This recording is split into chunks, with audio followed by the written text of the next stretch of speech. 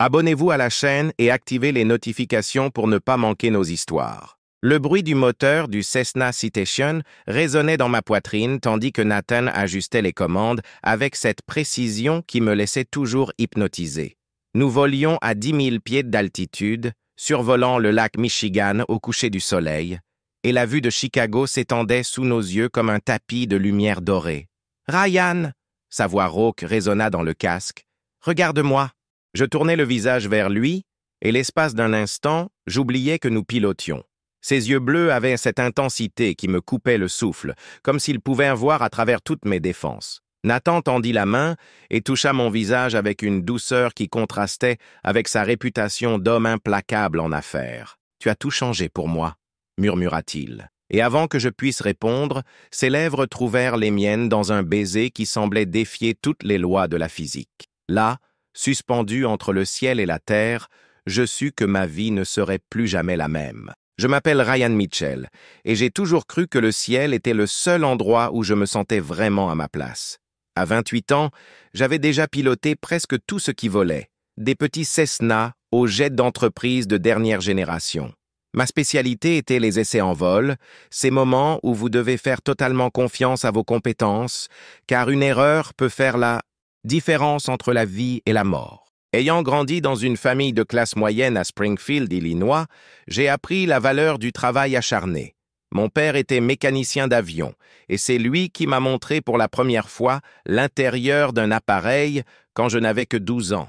L'odeur du carburant d'aviation et de l'huile hydraulique est devenue aussi familière que le parfum de ma mère. Elle disait toujours que j'étais né avec des ailes aux pieds, trop agité pour rester longtemps au sol.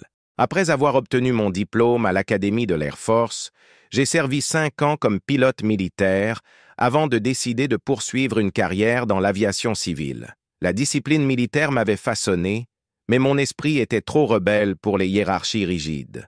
J'avais besoin de liberté, de la sensation de voler sans les entraves bureaucratiques qui me clouaient au sol. C'est ainsi que j'ai fini par travailler pour Mitchell Aviation Testing, une petite entreprise spécialisée dans les tests de certification pour les nouveaux avions. Le travail était bien rémunéré, mais plus important encore, il me procurait l'adrénaline que je recherchais. Chaque vol était une nouvelle aventure, chaque test une opportunité de repousser les limites de la machine et de mes propres réflexes. Ce lundi matin de septembre, je n'avais aucune idée que ma vie allait prendre une tournure complètement différente. Le soleil matinal filtrait à travers les fenêtres du hangar de l'aéroport exécutif de Chicago, créant un jeu de lumière et d'ombre sur les avions stationnés. J'effectuais l'inspection avant vol d'un Beechcraft King Air lorsque j'entendis des pas fermes s'approcher. « Vous devez être Ryan Mitchell !» La voix portait un accent mêlant sophistication urbaine et une touche du Midwest. Je me retournai et me retrouvai face à un homme qui semblait tout droit sorti des pages d'un magazine d'affaires. Grand, probablement 5 cm de plus que mon 1,85 m, cheveux châtains parfaitement coiffés, costume qui coûtait sans doute plus que 3 mois de mon salaire. Mais ce furent ces yeux qui attirèrent de mon attention, bleus comme un ciel d'hiver, intense et calculateur. « C'est moi », répondis-je, essuyant mes mains avec un chiffon avant de lui tendre la main. « Et vous êtes ?»« Nathan Wolfe, de Wolfe Aviation. » Son poignet de main était ferme, confiant. « J'ai besoin de vos services. » Wolfe Aviation. Même moi, qui passais plus de temps dans les airs qu'au sol, connaissais ce nom.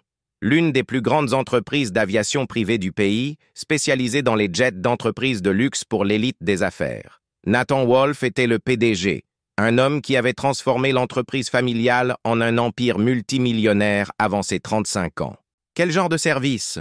demandai-je, essayant de maintenir un ton professionnel malgré la curiosité que sa présence éveillait. « Nous développons un nouveau modèle de jet d'entreprise. J'ai besoin de quelqu'un pour effectuer les premiers tests. » Il fit une pause, m'étudiant avec ses yeux perçants. « On m'a dit que vous êtes le meilleur pilote d'essai de la région. » Un compliment venant de Nathan Wolfe n'était pas chose courante. Cet homme avait la réputation d'être extrêmement exigeant, perfectionniste à la limite de l'obsession. « Ça dépend de ce que vous proposez, » répondis-je, croisant les bras. Un sourire presque imperceptible incurva ses lèvres. « Et si nous en discutions pendant un vol? Je veux voir vos compétences de mes propres yeux. » « Maintenant ?»« Maintenant. » Il y avait quelque chose dans la manière dont il l'avait dit, un mélange de défi et d'invitation, qui fit accélérer mon cœur. Quel avion? Mon Citation X+. Il est garé dans le hangar privé.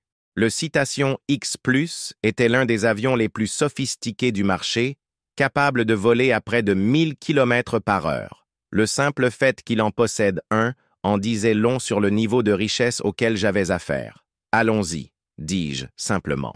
Le hangar privé de Wolf Aviation était impressionnant, propre comme une salle d'opération, avec au moins 8 avions stationnés, chacun brillant comme s'il sortait tout juste de l'usine. Le Citation X+ était positionné au centre, ses lignes élégantes et aérodynamiques faisant battre mon cœur de pilote plus vite. « Ah, elle est magnifique !» murmurai-je, faisant le tour de l'appareil et admirant chaque détail. « Et rapide !»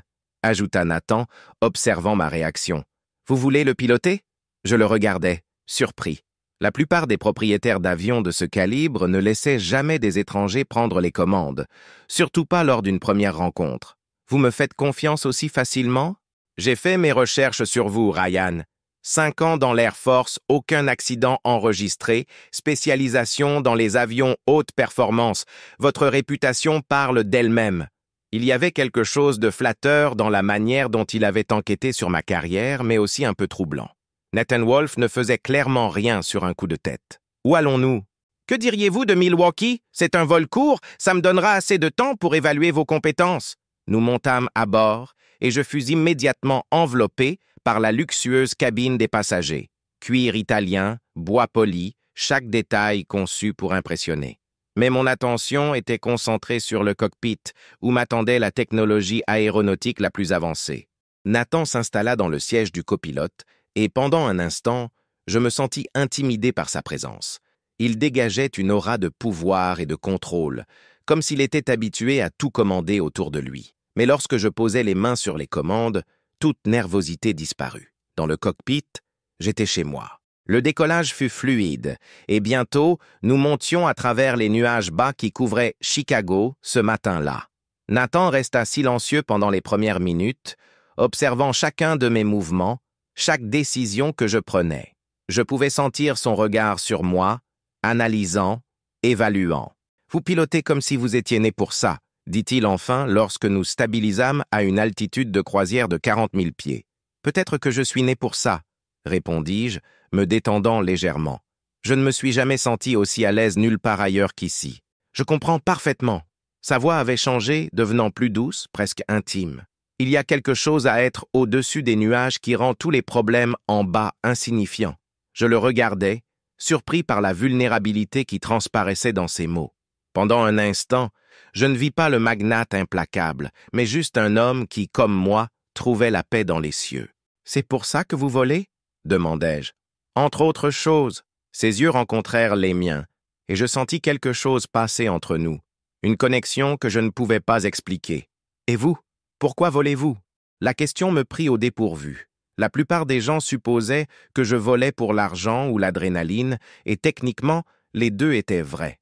Mais il y avait quelque chose de plus profond, quelque chose que j'admettais rarement, même à moi-même, encore moins à un étranger. La liberté, je suppose. Ici haut, peu importe d'où vous venez, combien d'argent vous avez en banque ou quels problèmes vous affrontez. Il n'y a que vous, la machine et l'infini.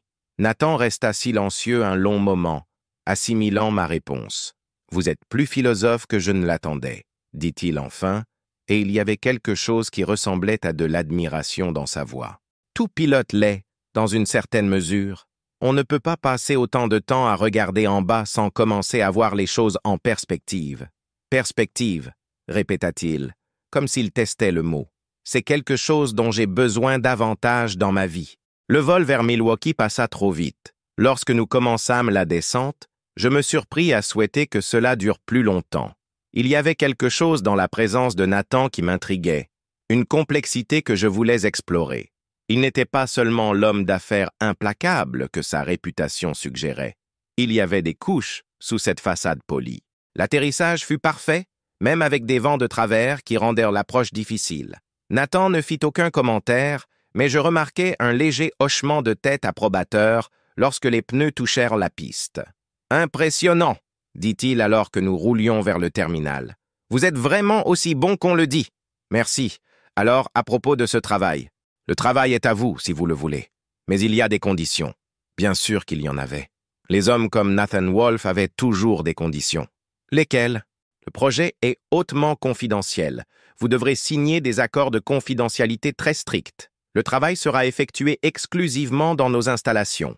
Et, il fit une pause, m'étudiant attentivement, vous travaillerez directement avec moi. Directement avec vous, je superviserai personnellement tous les aspects du développement. Je compte être impliqué dans chaque test, chaque modification. Il y avait quelque chose dans la manière dont il l'avait dit qui fit accélérer mon pouls. L'idée de travailler si étroitement avec lui était à la fois excitante et intimidante. Quel est le délai? 6 mois pour la phase initiale des tests. Si tout se passe bien, cela peut être prolongé. 6 mois à travailler quotidiennement avec Nathan Wolfe. 6 mois à piloter les avions les plus avancés que l'argent pouvait acheter. C'était l'opportunité de ma carrière, mais il y avait autre chose qui m'attirait. La chance de découvrir qui était vraiment l'homme derrière la réputation. Et la rémunération? Il mentionna un montant qui me fit cligner des yeux plusieurs fois. C'était 3 fois ce que je gagnais actuellement, assez pour rembourser mes prêts étudiants et laisser une somme considérable. Quand commençons-nous? Demain, si vous êtes prêts. Je tendis la main, et lorsqu'il la serra, je sentis un courant électrique passer entre nous.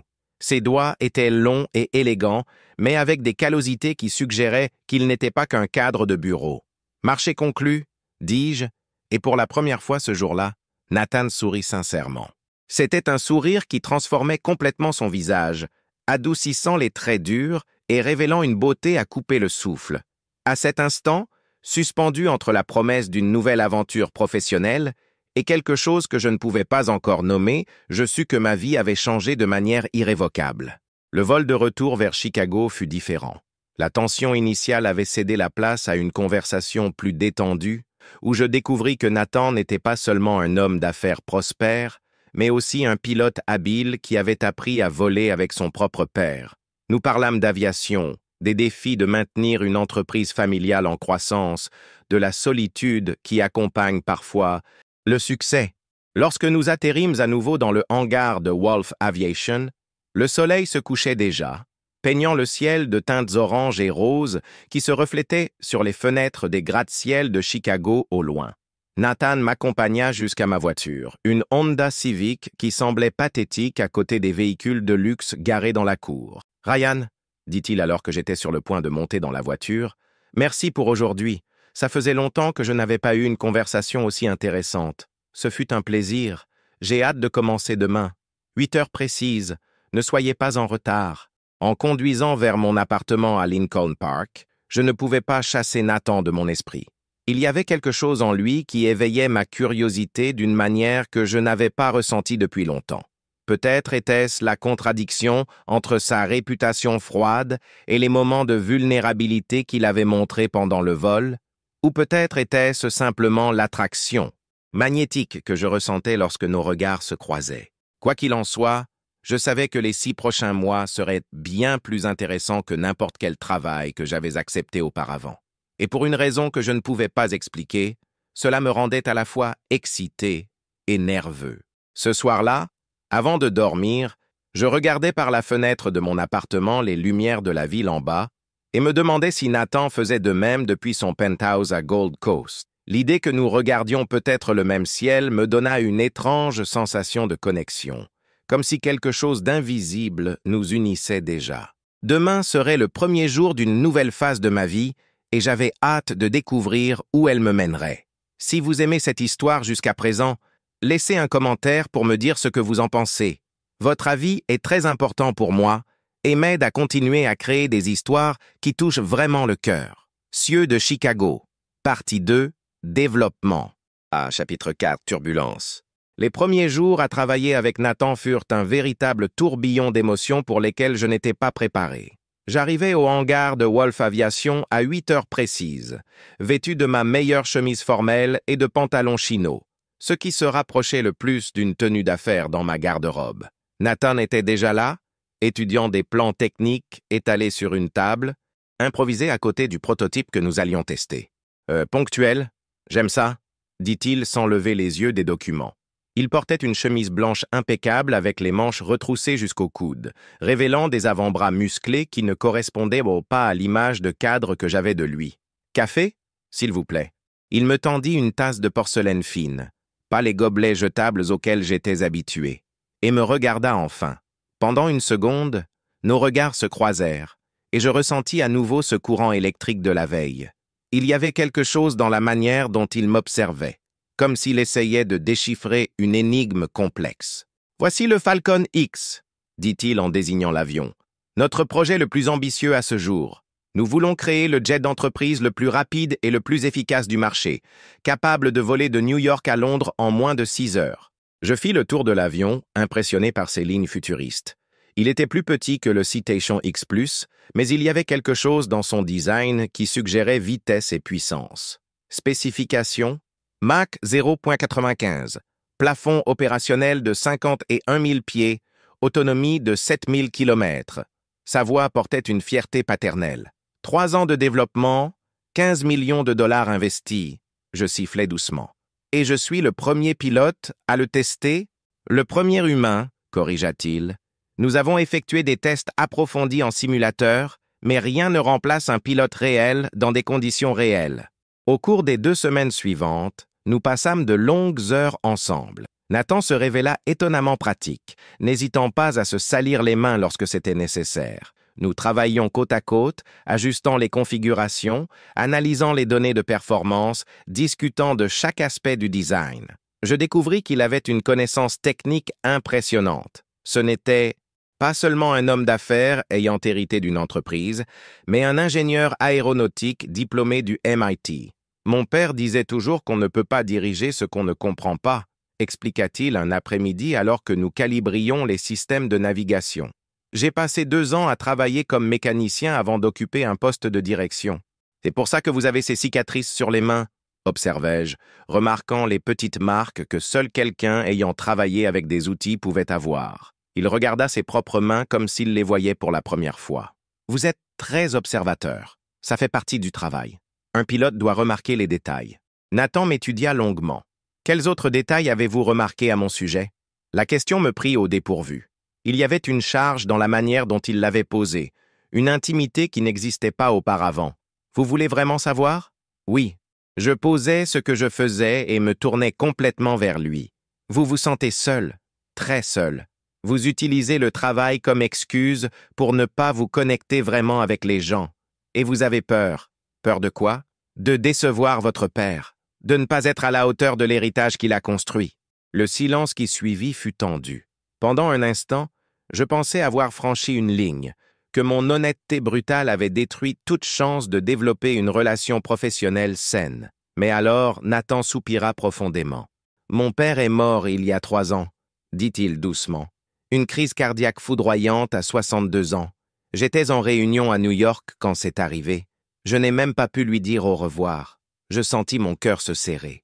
Nathan, il a construit cette entreprise de toutes pièces. Il a commencé à réparer des avions dans un hangar loué en 1985 et en a fait un empire. J'ai tout hérité. L'entreprise, la responsabilité, la pression de maintenir le nom Wolf pertinent dans l'aviation. Il y avait une douleur brute dans sa voix, une vulnérabilité qui contrastait radicalement avec la façade contrôlée qu'il maintenait. Sans réfléchir, je tendis la main et touchai son bras. « Vous ne décevez personne. Ce que vous avez construit ici est impressionnant. » Il regarda ma main sur son bras, puis mon visage. Parfois, je ne pense pas que ce soit assez.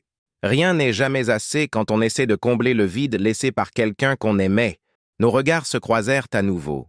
Et cette fois, je ne détournai pas les yeux. Quelque chose se passait entre nous. Quelque chose qui allait bien au-delà d'une relation professionnelle. La tension dans l'air était presque palpable. Et pendant un instant, je pensais qu'il allait se pencher pour m'embrasser. Mais il s'écarta, reportant son attention sur les instruments. « Nous devrions faire le premier vol d'essai demain, » dit-il, sa voix retrouvant un ton professionnel. « Si vous vous sentez à l'aise, bien sûr. Je serai prêt. » Cette nuit-là, je ne pus pas dormir. Je repassais notre conversation, essayant de comprendre ce qui s'était passé dans ce moment d'intimité. Nathan Wolf était une énigme, puissant et vulnérable, contrôlé et passionné, distant et intensément présent. et je tombais amoureux de lui. Le premier vol d'essai du Falcon X était prévu pour 10 heures du matin. J'arrivais tôt et trouvais Nathan déjà dans le hangar, vêtu d'une combinaison de pilote qui mettait en valeur sa silhouette athlétique. Il avait apporté du café pour nous deux, plus de porcelaine fine, mais des gobelets thermiques pratiques. « Nerveux ?» demanda-t-il en me tendant le café. « Toujours avant un premier vol. C'est signe que je prends ça au sérieux. Et moi? Puis-je être nerveuse aussi ?» Je souris. « Vous êtes le patron. Vous pouvez être ce que vous voulez. Je préférerais être confiant en mon pilote. » La manière dont il dit « mon pilote » fit quelque chose d'étrange à mon estomac. Il y avait une possessivité dans ces mots, une intimité qui allait au-delà du professionnel. L'inspection avant vol fut minutieuse. Nathan suivit chaque étape, posant des questions techniques, vérifiant les systèmes, s'assurant que tout était parfait. Son attention aux détails était impressionnante, et je réalisais que derrière le cadre, il y avait un perfectionniste obsédé par l'excellence. « Prêt ?» demanda-t-il lorsque nous entrâmes enfin dans le cockpit. « Prêt. » Le Falcon X répondit comme un rêve. La puissance des moteurs était incroyable, et l'accélération au décollage me plaqua contre le siège avec une force qui fit bouillir mon sang d'adrénaline. À mes côtés, Nathan observait chaque instrument, chaque indicateur, sa concentration totale. « Comment répond-elle » demanda-t-il lorsque nous atteignîmes l'altitude de croisière. « Comme un animal sauvage qui a été domestiqué mais qui n'a pas perdu ses instincts, répondis-je, sentant l'avion réagir à chaque touche sur les commandes. Elle veut courir, alors laissez-la courir. Je poussai les moteurs jusqu'à la limite des paramètres de test. Le Falcon X rugit à travers le ciel comme s'il était affamé de vitesse, atteignant Mach 0.92 avec une fluidité qui défiait la physique. Nathan notait tout, mais je pouvais sentir son excitation croître à chaque étape franchie. « Mon Dieu !» murmura-t-il lorsque nous stabilisâmes à nouveau. « Elle est parfaite, mieux que parfaite. Elle est magique. » Il se tourna vers moi et il y avait quelque chose dans ses yeux que je n'avais pas vu auparavant. Une pure admiration, pas pour l'avion, mais pour moi. Vous le ressentez aussi, n'est-ce pas? Cette connexion avec la machine, comme si elle était une extension de votre corps. Je le ressens, confirmai-je. C'est comme danser avec un partenaire qui anticipe chacun de vos mouvements? Exactement. Sa voix devint plus basse, plus intime. Parfois, je pense que je suis accro à cette sensation. C'est la seule fois où je me sens complètement vivant. Il y avait quelque chose dans la manière dont il l'avait dit qui me donna envie de le connaître pleinement, d'explorer chaque couche de sa personnalité complexe. Et quand vous ne volez pas, comment vous sentez-vous? Vide. Comme si je jouais un rôle. Le rôle du PDG prospère? Le rôle de l'homme qui a tout sous contrôle? Il fit une pause. Vous me faites sentir différent, Ryan. Mon cœur s'emballa. Différent comment? Comme si je pouvais être moi-même. Pas la version que tout le monde attend de moi. Le silence qui suivit était chargé de possibilités. Nous volions à 40 000 pieds, suspendus entre le ciel et la terre, et soudain, l'espace entre nous dans le cockpit semblait minuscule. « Nathan » commençai-je, mais il m'interrompit. « Ne dites rien maintenant. Contentons-nous de voler. » Et nous volâmes. Pendant 2 heures, nous parcourûmes les cieux du Midwest, testant chaque système, chaque capacité du Falcon X. Mais plus que cela, quelque chose grandissait entre nous. Une connexion qui allait bien au-delà de la passion partagée pour l'aviation. Lorsque nous atterrîmes, Nathan était euphorique. Le test avait été un succès absolu, dépassant toutes les attentes. Mais alors que nous célébrions avec l'équipe technique, je ne pouvais m'empêcher de penser au moment d'intimité que nous avions partagé là-haut. « Dîner » demanda-t-il lorsque l'équipe se dispersa enfin. « Pour célébrer. » Bien sûr. Il m'emmena dans un restaurant au sommet de l'un des plus hauts immeubles de Chicago, un endroit sophistiqué où je me sentis complètement hors de mon élément. Nathan sembla remarquer mon inconfort et choisit une table près de la fenêtre, loin des autres clients. « Vous n'avez pas besoin d'être nerveux, » dit-il après que nous ayons commandé. « Ce n'est qu'un dîner. Un dîner dans un endroit où le plat le moins cher coûte plus que mon loyer, » répondis-je, essayant de détendre l'atmosphère avec de l'humour. Il rit, et le son était sincère, chaleureux. « Désolé. Parfois, j'oublie que tout le monde n'est pas habitué à ça. »« À quoi? À l'ostentation? »« À la solitude, » répondit-il, et son honnêteté me prit au dépourvu. La plupart des gens avec qui je sors veulent quelque chose. Des affaires, de l'argent, du statut. Vous êtes la première personne depuis longtemps qui semble réellement intéressée par qui je suis, pas par ce que j'ai. Et qu'est-ce que ce que vous avez à voir avec qui vous êtes? Bonne question. Il prit une gorgée du vin coûteux qu'il avait commandé. Parfois, je ne le sais même plus moi-même. Le dîner dura 3 heures. Nous parlâmes de tout, notre enfance, nos rêves, nos peurs. Nathan me raconta la pression de maintenir un empire familial, la solitude qui venait avec le succès, comment il se sentait parfois prisonnier d'une vie qu'il n'avait pas complètement choisie. Je parlais de grandir, sans beaucoup d'argent, mais avec beaucoup d'amour, de la liberté que je trouvais dans les cieux, de ma peur de m'installer parce que cela signifierait perdre mon indépendance. « Vous n'avez jamais pensé à avoir une famille ?» demanda-t-il à un moment donné. « J'y pense parfois, mais il est difficile de trouver quelqu'un qui comprenne que j'ai besoin de voler, pas comme un passe-temps, mais comme une nécessité. Et si vous trouviez quelqu'un qui comprenait, qui avait aussi besoin de voler ?» Nos regards se croisèrent par-dessus la table, et je sentis que nous parlions de bien plus que d'hypothèses. « Je pense que ce serait parfait, » répondis-je honnêtement. Lorsqu'il me raccompagna chez moi ce soir-là, nous restâmes debout devant mon immeuble un long moment. La tension entre nous était palpable, et je savais que nous pensions tous les deux à la même chose. « Ryan, » dit-il enfin, sa voix rauque. « Je sais, » murmurai-je. « Je le ressens aussi. Ça complique les choses. Ça complique ou ça rend tout plus intéressant ?» Il sourit, un sourire lent et sensuel qui fit battre mon cœur plus vite. « Vous êtes dangereux, vous aussi. » Pendant un instant, je pensais qu'il allait m'embrasser là, sur le trottoir, mais il recula, retrouvant son contrôle habituel. « À demain, » dit-il. « À demain, » confirmai-je. Mais en montant dans mon appartement, je savais que quelque chose avait changé de manière irrévocable entre nous. Nous n'étions plus seulement patrons et employés, ni même amis. Quelque chose grandissait, quelque chose de puissant et d'effrayant pour lequel aucun de nous n'était préparé. Chapitre 5. Proximité dangereuse. Les semaines suivantes furent une délicieuse torture. Nathan et moi travaillions en parfaite synchronisation professionnelle, mais la tension personnelle entre nous croissait de jour en jour. Il commença à trouver des excuses pour rester plus longtemps au hangar, supervisant personnellement chaque aspect des tests. De mon côté, je me surpris à arriver plus tôt et à partir plus tard, prolongeant toute opportunité d'être près de lui. « Vous volez mieux que jamais !» commenta-t-il après un test particulièrement difficile où nous avions simulé des conditions d'urgence. « On dirait que vous et l'avion ne faites qu'un. Peut-être l'inspiration, » répondis-je, incapable de retenir un sourire. « L'inspiration ? Un bon partenaire de vol fait toute la différence. » Il me regarda intensément. « Partenaire ?» Le mot resta suspendu dans l'air entre nous, chargé de significations que nous n'étions pas prêts à articuler. Nathan s'approcha, si près que je pouvais sentir son eau de Cologne mélangée à l'odeur masculine qui lui était propre. « Ryan, » commença-t-il, mais il fut interrompu par l'arrivée de Marcus, son assistant exécutif. « Monsieur Wolf, désolé de vous interrompre, mais vous avez un appel urgent de Tokyo. » La frustration sur le visage de Nathan était évidente, mais il se ressaisit rapidement. « Bien sûr. Ryan, pouvons-nous continuer plus tard ?»« Bien sûr, » répondis-je, essayant d'ignorer la vague de déception qui m'envahit. Mais plus tard n'arrivait jamais.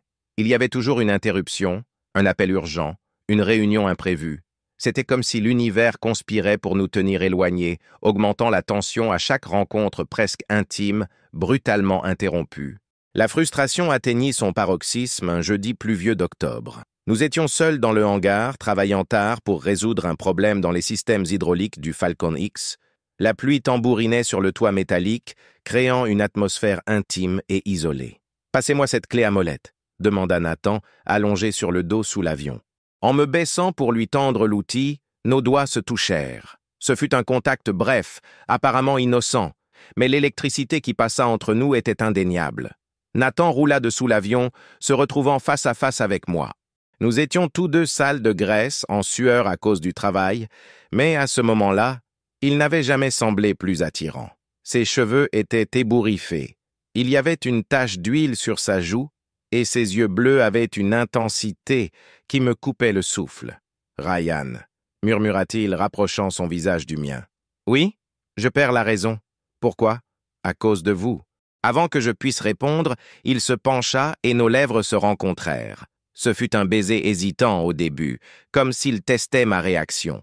Mais lorsque je répondis, approfondissant le contact, il m'attira contre son corps avec une urgence désespérée. C'était tout ce que j'avais imaginé et bien plus encore. Nathan embrassait comme il faisait tout, avec une intensité totale, comme si rien d'autre au monde n'importait à ce moment-là. Ses mains étaient dans mes cheveux, puis dans mon dos, me pressant contre lui comme s'il voulait que nous ne fassions qu'un. « Je ne devrais pas faire ça », murmura-t-il contre mes lèvres. « Pourquoi pas? Parce que vous travaillez pour moi, parce que ça complique tout, parce que… » Je fis taire ses objections avec un autre baiser, plus profond, plus désespéré. « Arrêtez de penser », chuchotai-je. « Pour une fois dans votre vie, ressentez juste. » Il gémit doucement et me pressa contre la carlingue de l'avion, son corps dur et chaud contre le mien. Je pouvais sentir sa respiration accélérée, le battement frénétique de son cœur. C'était comme si toutes les barrières qu'il avait construites s'effondraient. « Ryan » haleta-t-il, ses mains explorant mon torse par-dessus ma chemise. « Vous n'avez aucune idée de ce que vous me faites. Alors montrez-moi » le provoquai-je. Il me regarda dans les yeux, cherchant le moindre signe d'hésitation. N'en trouvant aucun, il me souleva dans ses bras avec une force qui me surprit, me portant jusqu'à son bureau dans la mezzanine du hangar. Le bureau était spartiate. Juste une table, quelques chaises et un canapé en cuir noir. Il me posa debout et nous nous regardâmes un moment, sachant tous deux que si nous franchissions cette ligne, il n'y aurait pas de retour en arrière. « Vous êtes sûr ?» demanda-t-il, sa voix rauque de désir. Je n'ai jamais été aussi sûr de quoi que ce soit dans ma vie. Il sourit alors, un sourire lent et sensuel qui fit battre mon cœur plus vite. « Eh bien ?» dit-il, commençant à déboutonner ma chemise. « Dans ce cas, ce qui suivit fut une explosion de passion contenue pendant des semaines. Nathan m'explora comme s'il voulait mémoriser chaque centimètre de mon corps, ses mains et ses lèvres, laissant un sillage de feu là où elles passaient. Je répondis avec la même intensité, découvrant chaque cicatrice, chaque muscle, chaque point qui le faisait gémir mon nom. Nous fîmes l'amour là même sur le canapé, avec la pluie créant une douce symphonie dehors et les lumières du hangar projetant des ombres dansantes sur les murs. C'était urgent et désespéré, mais aussi incroyablement tendre.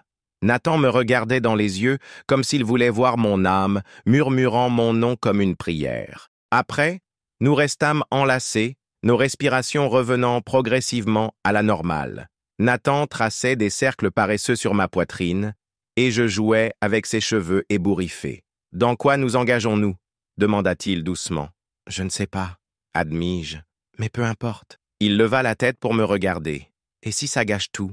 Le travail, le projet? Et si ça ne gâche rien? Et si c'est la meilleure chose qui nous soit arrivée ?» Nathan sourit, un sourire vulnérable qu'il montrait rarement. « Vous êtes trop optimiste pour votre propre bien. Et vous êtes trop pessimiste pour le vôtre. » Il rit, m'attirant pour un autre baiser. Peut-être sommes-nous parfaits l'un pour l'autre alors. Peut-être que nous le sommes. Mais même en murmurant ces mots d'espoir, une partie de moi savait que nos différences étaient des plus profondes que l'optimisme contre le pessimisme.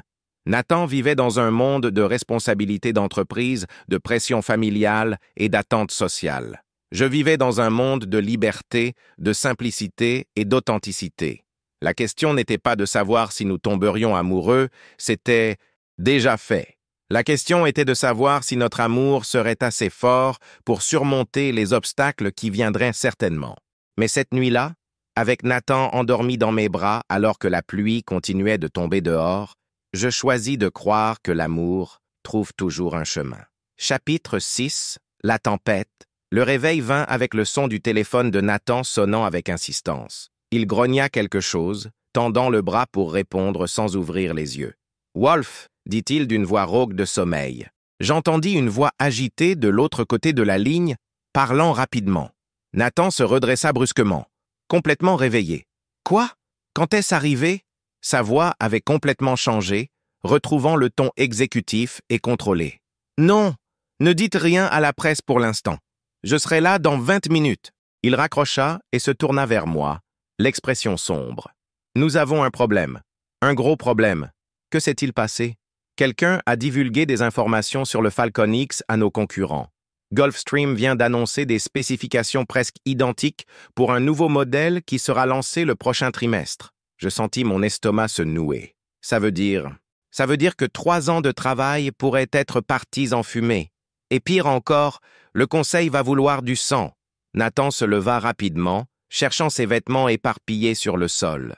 L'intimité de la nuit précédente semblait un rêve lointain face à la dure réalité qui nous frappait. « Que puis-je faire pour aider ?» demandai-je. Il s'arrêta de s'habiller et me regarda. Pendant un instant, je vis de la vulnérabilité dans ses yeux, mais elle fut rapidement remplacée par le masque professionnel qu'il portait si bien. Rien pour l'instant. J'ai besoin de gérer ça seul. Nathan, nous sommes partenaires maintenant, dans tout. Vraiment? Demanda-t-il. Et il y avait une froideur dans sa voix qui m'effraya. Parce que d'où je viens, les partenaires ne surgissent pas de nulle part et ne deviennent pas intimes avec des projets ultra secrets en quelques semaines. Il me fallut 1 seconde pour comprendre ce qu'il insinuait. Vous suggérez que je ne suggère rien. J'observe juste des coïncidences. L'accusation n'était pas explicite, mais elle était assez claire. Je me sentis comme si j'avais reçu un coup de poing dans l'estomac. Vous pensez vraiment que je ferais ça? Nathan finit de s'habiller sans me regarder. Je ne sais plus quoi croire, Ryan. Tout ce que je sais, c'est que des informations confidentielles ont été divulguées et très peu de gens y avaient accès. Et je suis l'un d'eux. Vous êtes l'un d'eux. Le silence qui suivit fut assourdissant. Je m'habillai rapidement, mon esprit s'emballant pour comprendre ce qui se passait.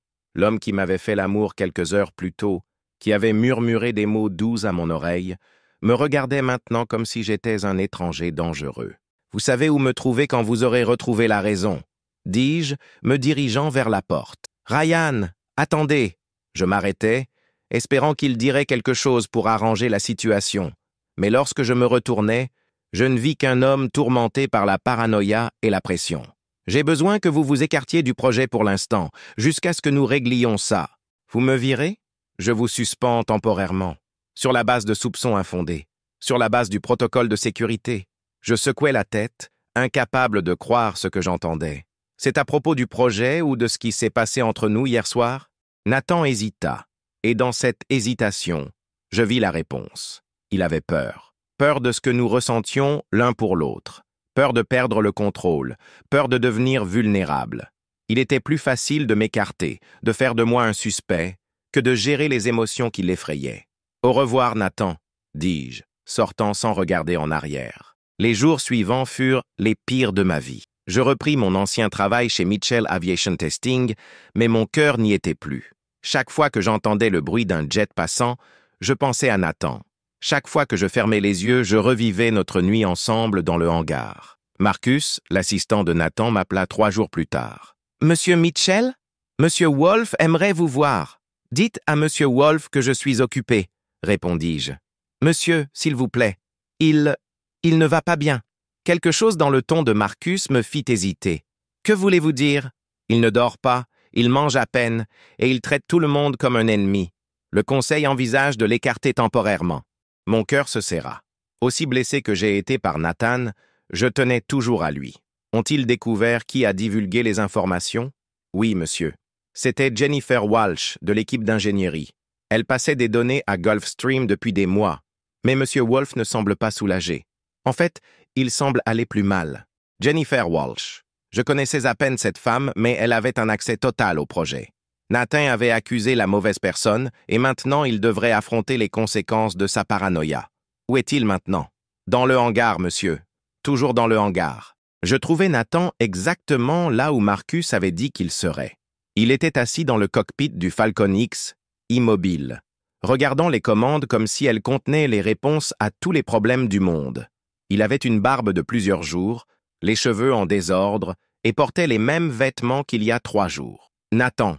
Il leva lentement la tête, et ce que je vis dans ses yeux me brisa le cœur. Il y avait de la douleur, du regret et une tristesse profonde qui allait bien au-delà de la crise professionnelle. « Ryan, » dit-il doucement, « vous êtes venu. » Marcus était inquiet. Marcus s'inquiète trop.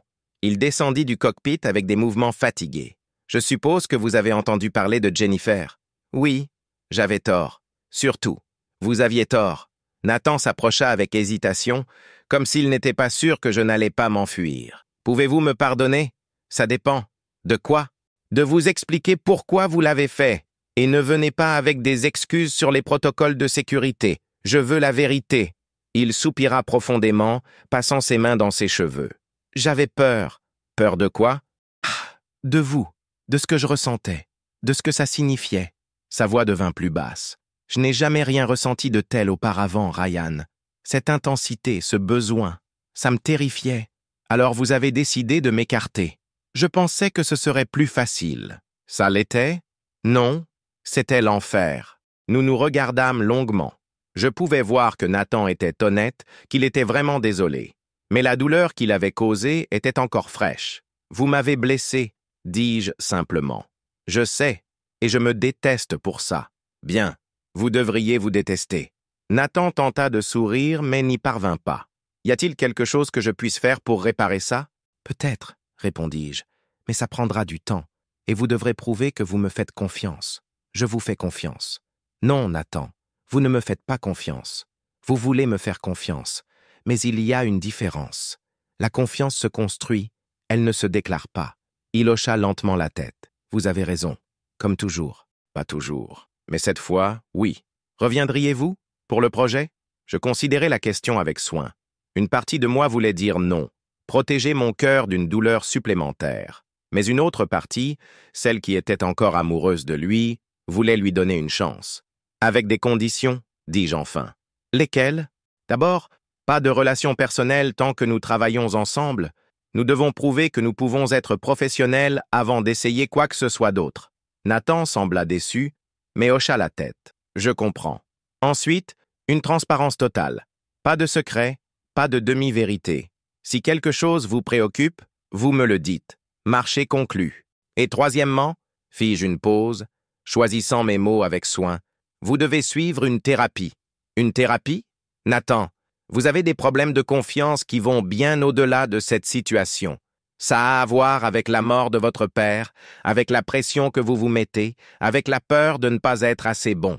Vous devez régler ça avec un professionnel. Il resta silencieux un long moment, assimilant ma demande. Et si je fais tout ça? Thérapie, transparence, professionnalisme, y a-t-il une chance pour nous? Peut-être, répondis-je honnêtement. Mais il n'y a pas de garantie, Nathan. Vous avez blessé notre confiance, et ça ne se guérit pas du jour au lendemain. Je ferai n'importe quoi, dit-il avec une détermination que je n'avais pas vue auparavant. N'importe quoi pour avoir une chance de vous reconquérir. Alors nous commençons demain, en tant que collègues de travail, et nous verrons où ça nous mène. Nathan tendit la main. Collègue de travail? Je serrai sa main, ignorant le courant électrique familier qui passa entre nous. Collègue de travail. Mais en quittant le hangar ce soir-là, je savais que notre histoire était loin d'être terminée. Nathan Wolfe m'avait profondément blessé, mais il avait aussi montré qu'il était capable de reconnaître ses erreurs et de se battre pour ce qu'il voulait. La question maintenant était de savoir s'il changerait vraiment, ou s'il répéterait les mêmes schémas d'autosabotage. Le temps le dirait, et d'ici là je volerais. Chapitre 7. Reconstruction. Les semaines suivantes mirent à l'épreuve chaque once de maîtrise de soi que je possédais. Nathan tint parole à la lettre. Il commença une thérapie 2 fois par semaine, maintint une distance professionnelle absolue et fut transparent sur chaque aspect du projet. Mais cela rendait tout plus difficile, pas plus facile. Le voir faire tant d'efforts pour changer, pour devenir la personne que je savais qu'il pouvait être, réveillait des sentiments que j'avais essayé d'enterrer. Il y avait des moments pendant nos vols d'essai où nos regards se croisaient dans le cockpit, et je voyais non seulement l'exécutif contrôlé, mais l'homme vulnérable que j'avais tenu dans mes bras cette nuit pluvieuse. « Comment se sont passées les séances cette semaine ?» demandai-je un vendredi après un test particulièrement réussi. Nathan hésita un instant, une hésitation qu'il aurait parfaitement dissimulée 3 semaines plus tôt. « Difficile. Le docteur Martinez me fait affronter des choses à propos de mon père que je préférais laisser enfouies. Comme quoi? Comme le fait que j'ai toujours essayé d'être parfait parce que je pensais que ça le rendrait fier de moi, et comme sa mort m'a laissé avec le sentiment que je ne serais jamais assez bon parce que je n'obtiendrais jamais son approbation finale. L'honnêteté brute dans sa voix me toucha profondément. Et qu'en pensez-vous maintenant? Que mon père était probablement déjà fier, et qu'utiliser la peur de l'échec comme motivation m'a transformé en quelqu'un qui éloigne les personnes qui comptent le plus. Nos regards se croisèrent, et pendant un instant, La tension entre nous fut presque palpable. Mais Nathan s'écarta le premier, respectant les limites que nous avions fixées. « Ryan, dit-il doucement, puis-je vous poser une question personnelle? Bien sûr. Est-ce que ce que nous avions vous manque? » La question me prit au dépourvu. Cela faisait des semaines que je voulais qu'il pose cette question, mais maintenant qu'il l'avait fait, je ne savais pas comment répondre honnêtement, sans compliquer les choses. « Ça me manque, admis-je enfin. Mais j'aime aussi celui que vous devenez. Cette version honnête et introspective de vous est encore plus attirante que l'homme mystérieux que j'ai rencontré. » Un lent sourire s'étendit sur son visage. « Même quand j'admets tous mes défauts, surtout quand vous admettez vos défauts. » C'est à ce moment que Marcus apparut, interrompant comme toujours au pire moment possible. « Monsieur Wolfe, désolé, mais vous avez un appel urgent de Londres. » Nathan soupira. « Bien sûr qu'il y en a un. » Il se tourna vers moi. « Dîner demain, professionnel, ajouta-t-il rapidement, pour discuter de la phase finale des tests. « Bien sûr, répondis-je, sachant que nous utilisions tous les deux le travail comme excuse pour passer plus de temps ensemble. Le dîner eut lieu dans le même restaurant sophistiqué que notre première sortie, mais cette fois, Nathan choisit un endroit plus discret et décontracté. Il portait un jean et une chemise en coton simple, un grand changement par rapport aux costumes impeccables qui étaient sa marque de fabrique. « Vous semblez différent, observai-je en nous asseyant. « Différent comment?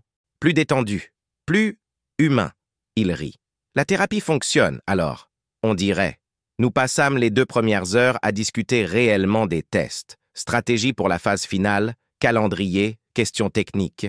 Mais lorsque le sujet professionnel s'épuisa, la conversation dériva naturellement vers un terrain plus personnel. « Puis-je vous dire quelque chose que j'ai découvert en thérapie ?» demanda-t-il, jouant nerveusement avec sa serviette. « Bien sûr.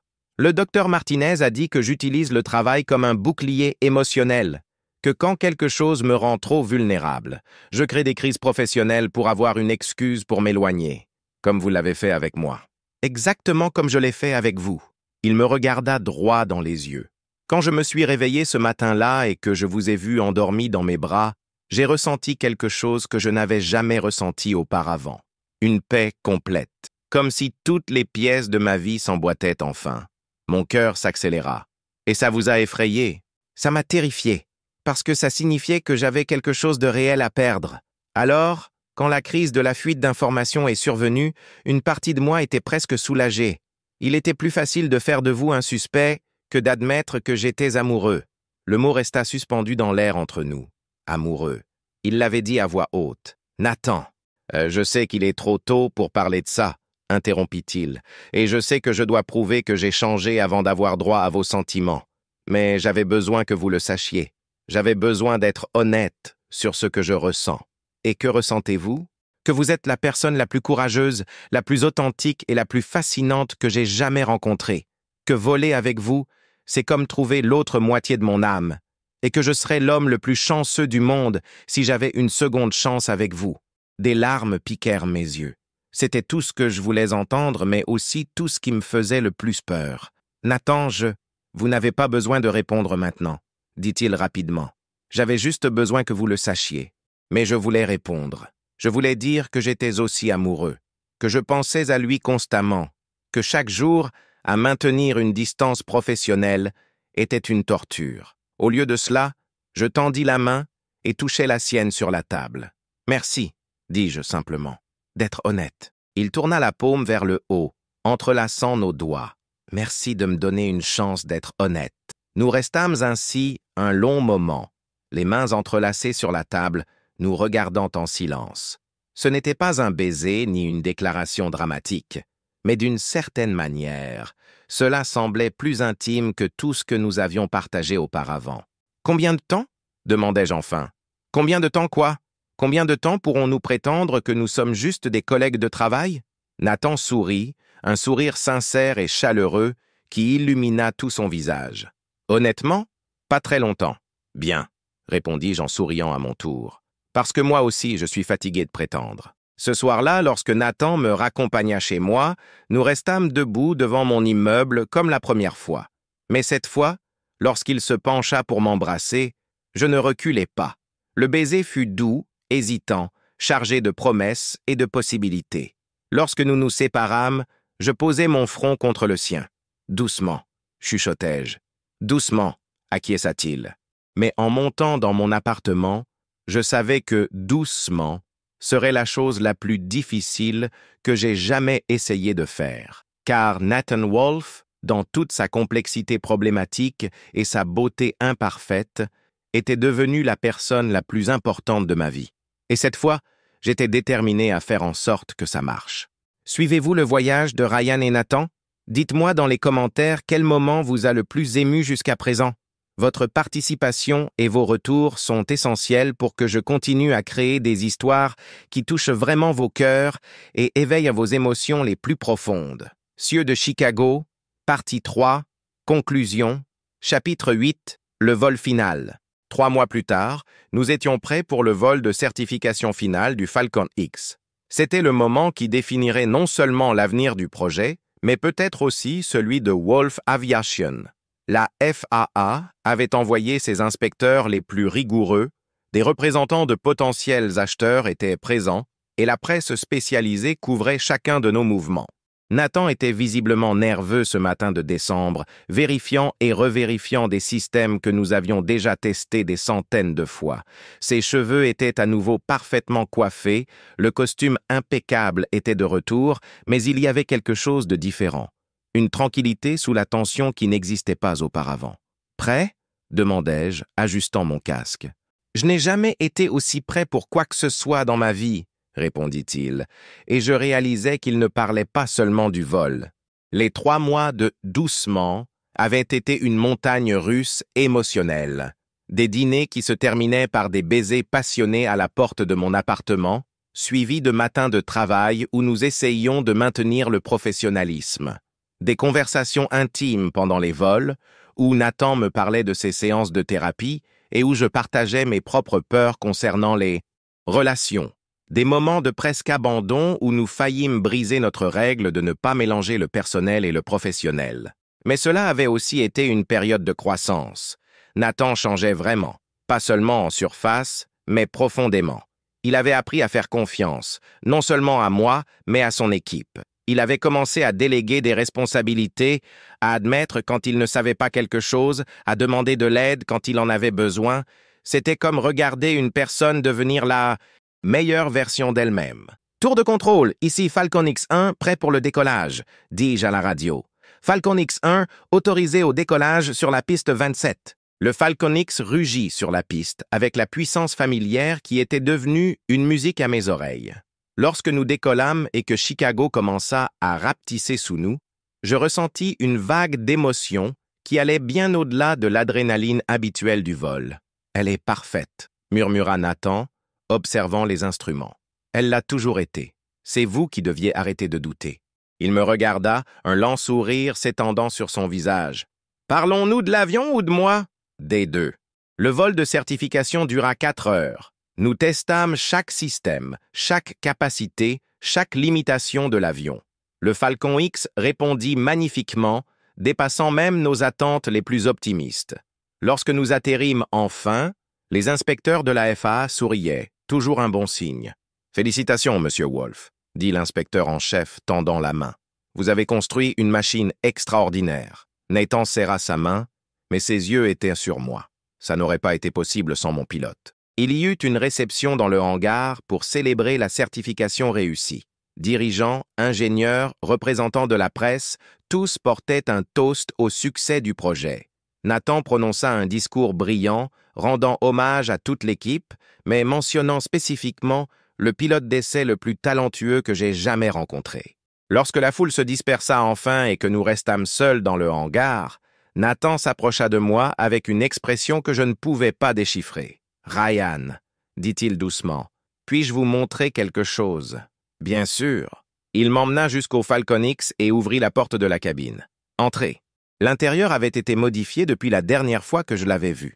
Au lieu des sièges exécutifs standards, il y avait une configuration plus intime, avec des fauteuils inclinables face à face et une petite table au centre. « Nathan, c'est magnifique, mais... »« Asseyez-vous » interrompit-il, désignant l'un des fauteuils.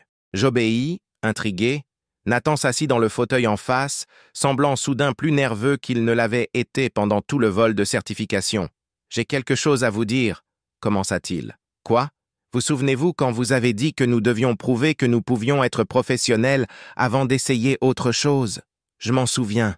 Eh bien, je pense que nous l'avons prouvé. Nous avons travaillé ensemble pendant 6 mois, créé quelque chose d'extraordinaire et maintenu nos limites même quand c'était presque impossible. » Mon cœur commença à s'accélérer. « Nathan, laissez-moi finir, » dit-il, levant la main. « Vous souvenez-vous aussi quand vous avez dit que je devais faire une thérapie? Je m'en souviens. Le docteur Martinez m'a dit quelque chose d'intéressant la semaine dernière. Elle a dit que j'étais prêt pour une relation sérieuse pour la première fois de ma vie, que j'avais appris à faire confiance, à être vulnérable, à ne pas fuir quand les choses deviennent effrayantes. » Il se leva et s'agenouilla à côté de moi, sortant une petite boîte en velours de sa poche. Mon cœur s'arrêta complètement. « Ryan Mitchell, vous m'avez appris que voler ne consiste pas à échapper à la vie. Il s'agit de trouver la bonne perspective pour la vivre pleinement. Vous m'avez montré que la vulnérabilité n'est pas une faiblesse, c'est du courage. Et surtout, vous m'avez prouvé que le véritable amour vaut la peine de se battre, même quand, surtout quand, c'est effrayant. » Des larmes commencèrent à couler sur mon visage lorsqu'il ouvrit la boîte, révélant une bague simple mais élégante. « Je vous aime, Ryan. J'aime votre passion pour la vie, votre honnêteté brutale, votre capacité à me voir tel que je suis vraiment et à m'aimer malgré tout. J'aime votre façon de voler, de rire, de me pousser à être meilleur. » Sa voix tremblait d'émotion. « Voulez-vous m'épouser? » Pendant un instant, je restais sans voix. C'était tout ce que je voulais et plus que je n'avais jamais pensé possible. Nathan Wolfe, l'homme qui m'avait blessé puis avait lutté pour se racheter, était agenouillé devant moi, offrant non seulement son cœur, mais toute une vie de possibilités. « Oui, » chuchotai-je, puis plus fort. « Oui. » Il glissa la bague à mon doigt avec des mains tremblantes, puis m'attira dans ses bras.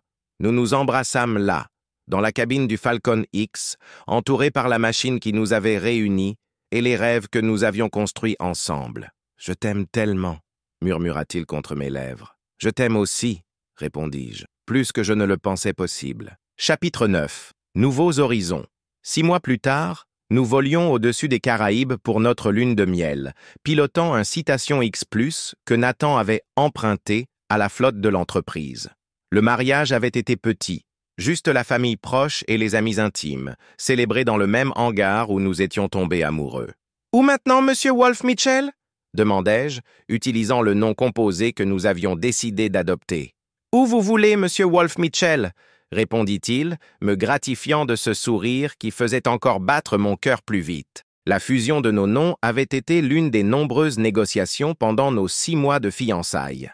Nathan avait d'abord résisté à l'idée de changer quoi que ce soit à son nom, mais la thérapie l'avait aidé à comprendre que créer quelque chose de nouveau ensemble ne signifiait pas perdre son identité.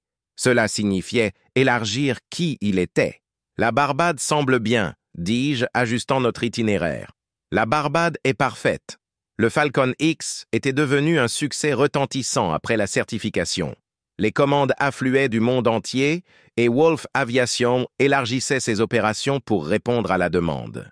Nathan m'avait promu directeur des essais en vol, un poste qui me donnait autorité sur toute la division de développement. Mais plus important que tout succès professionnel était ce que nous avions construit personnellement. Nathan continuait la thérapie, non pas parce qu'il en avait encore besoin, mais parce qu'il avait appris à valoriser l'introspection. J'avais moi aussi commencé des séances, travaillant sur mes propres peurs concernant l'engagement et la stabilité. « Ryan, » dit soudain Nathan, sa voix sérieuse. « Oui, merci. Pourquoi? Pour ne pas avoir abandonné avec moi, pour m'avoir donné une seconde chance quand je ne la méritais pas. » Je le regardais, cet homme extraordinaire qui était devenu mon partenaire de vie. « Vous auriez fait la même chose pour moi? » « Vraiment? » Sans aucun doute. Il sourit, entrelaçant nos doigts sur les commandes. « Je pense que nous allons être très heureux ensemble. Je pense que nous le sommes déjà. » Et nous l'étions. Malgré tous les défis auxquels nous faisions face, horaires conflictuels, pression professionnelle, famille qui ne comprenait pas toujours notre dynamique, nous avions quelque chose de solide, de réel, qui avait été testé et prouvé résistant. Chapitre 10. Cercle complet. Chapitre 10. Cercle. 2 ans après notre mariage, nous étions de retour dans le hangar où tout avait commencé, mais cette fois avec une visiteuse spéciale. Emma, 12 ans, la fille de la sœur de Nathan, passait l'été avec nous à Chicago. « Tonton Nathan, je peux piloter l'avion ?» demanda-t-elle pour la 10e fois ce jour-là. « Quand tu auras 16 ans et que tu suivras des cours de pilotage, » répondit Nathan patiemment. « Mais tonton Ryan a dit qu'il a appris quand il avait 12 ans. » Je regardais Nathan avec une expression innocente. « J'ai dit ça? Vous savez très bien que vous l'avez dit, » grogna-t-il, mais il souriait. Emma était devenue notre responsabilité après que la sœur de Nathan eut traversé un divorce difficile et eut besoin de temps pour se réorganiser. Ce qui avait commencé comme un séjour temporaire de quelques semaines s'était prolongé pour tout l'été, et aucun de nous ne s'en plaignait. « Et si on faisait un vol panoramique au-dessus du lac ?» suggérai-je. « Pas de pilotage, juste une promenade. » Les yeux d'Emma s'illuminèrent. « Je peux? Bien sûr que tu peux, » dit Nathan, et il se tourna vers moi avec un sourire complice. « Tant que tonton Ryan pilote. » 20 minutes plus tard, nous étions dans les airs avec Emma collée à la fenêtre, émerveillée par la vue de Chicago en bas. Nathan et moi échangeâmes des regards dans le cockpit, pensant tous deux à la même chose, comme il serait merveilleux d'avoir nos propres enfants pour partager ces expériences. « Tonton Ryan, » dit Emma par l'intercom, « comment as-tu su que tu voulais épouser tonton Nathan ?» La question me prit au dépourvu. Nathan rit doucement, visiblement curieux d'entendre ma réponse. « Eh bien, commençai-je, réfléchissant soigneusement, je pense que c'était quand j'ai réalisé qu'il me donnait envie d'être une meilleure personne. Pas parce que je n'étais pas assez bien, mais parce que l'amour nous inspire à grandir. Et aussi, ajouta Nathan, parce que ton tonton Ryan est la seule personne qui arrive à me faire rire quand je suis stressé. Et parce que nous volons bien ensemble, continuai-je, dans les avions comme dans la vie. » Emma y réfléchit sérieusement. « Vous allez avoir des enfants ?» Nathan et moi nous regardâmes à nouveau. C'était une conversation que nous avions eue plusieurs fois ces derniers mois, surtout depuis qu'Emma était avec nous. « Peut-être, » répondis-je honnêtement. « Si nous en avons, j'espère qu'ils seront aussi intelligents et curieux que toi, et qu'ils aimeront voler, » ajouta Nathan. « Évidemment, » dit Emma, comme si c'était la chose la plus naturelle au monde. Ce soir-là, après qu'Emma se fût endormie, Nathan et moi restâmes sur le balcon de notre appartement. Nous avions déménagé dans un endroit plus grand à Lincoln Park, observant les lumières de la ville et les avions clignotant dans le ciel nocturne. « À quoi penses-tu » demandai-je, me blottissant contre lui. « À comment notre vie a changé » dit-il, m'enlaçant. « Il y a 4 ans, j'étais un homme solitaire et amer qui utilisait le travail pour éviter de ressentir quoi que ce soit de réel. Maintenant, j'ai une famille. Je tais-toi. Nous avons Emma pour encore quelques semaines. J'ai un but au-delà de simplement maintenir un héritage. Tu as toujours eu un but, Nathan. Tu avais juste besoin de perspective pour le voir. Perspective, répéta-t-il, souriant. Tu te souviens quand tu disais que tout pilote finit par devenir philosophe? Je m'en souviens. Tu avais raison. Passer autant de temps à regarder en bas change vraiment la façon dont on voit les choses. Nous restâmes silencieux un moment, profitant simplement de la proximité et de la paix que nous avions trouvées ensemble. « Ryan, » dit enfin Nathan. « Oui, et si nous fondions notre propre famille ?» Mon cœur bondit. « Tu es sérieux? » »« Complètement sérieux. Je veux élever des enfants avec toi. Je veux leur apprendre à voler, à rêver grand, à être assez courageux pour aimer vraiment. » Je me tournai dans ses bras pour pouvoir le regarder dans les yeux. « Tu es sûr? C'est une grande responsabilité? » « Je suis sûr, et toi ?» Je pensais à Emma, à combien il était naturel de s'occuper d'elle, à comment Nathan s'était transformé en une figure paternelle, aimante et patiente. Je pensais à la vie que nous avions construite, aux bases solides de confiance et de communication que nous avions établies. « Je suis sûr, » répondis-je. Il m'embrassa alors, un baiser plein de promesses et de possibilités, et je sus que notre aventure ne faisait que commencer. Épilogue. 5 ans plus tard. « Papa Ryan, regarde, je vole !» Michael, notre fils de 4 ans, courait dans le hangar, les bras écartés, faisant des bruits de moteur. Emma, maintenant 17 ans et notre fille adoptive officielle, levait les yeux au ciel avec une affection adolescente. « Il est tellement dramatique !» dit-elle, mais elle souriait. « Je ne sais pas d'où il tient ça !» répondis-je ironiquement, regardant Nathan qui expliquait patiemment à notre fille de 2 ans, Sarah, Pourquoi elle ne pouvait pas manger les outils? Wolf Aviation était devenu l'un des plus grands fabricants de jets d'entreprise au monde. Le Falcon X avait battu des records de vente et nous développions une nouvelle gamme d'avions encore plus avancés. Mais plus important encore, nous avions construit une entreprise avec des valeurs solides, où les gens étaient traités comme une famille et où l'innovation venait d'un amour sincère pour l'aviation. « Papa Nathan !» cria Michael, courant vers Nathan. « Quand est-ce que je pourrai piloter pour de vrai? »« Quand tu seras assez grand pour atteindre les pédales, » répondit Nathan, prenant le garçon dans ses bras. « Et ce sera quand? Dans une dizaine d'années, » dit Emma avec autorité. « Peut-être 15. » Michael fit une grimace dramatique qui me rappela exactement Nathan quand les choses ne se passaient pas comme il voulait. « Et si on commençait par le simulateur de vol à la maison ?» suggérai-je, toujours le négociateur de la famille. Les yeux de Michael s'illuminèrent. « Aujourd'hui? Aujourd'hui, » confirmai-je. Ce soir-là, après que les enfants se furent enfin endormis, Nathan et moi montâmes sur le toit de notre nouvelle maison, une vaste propriété en banlieue avec assez d'espace pour notre famille grandissante.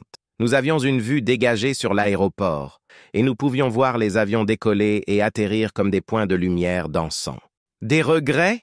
demanda Nathan, m'attirant dans ses bras. « Aucun, » répondis-je sans hésiter. « Et toi, Justin, lequel?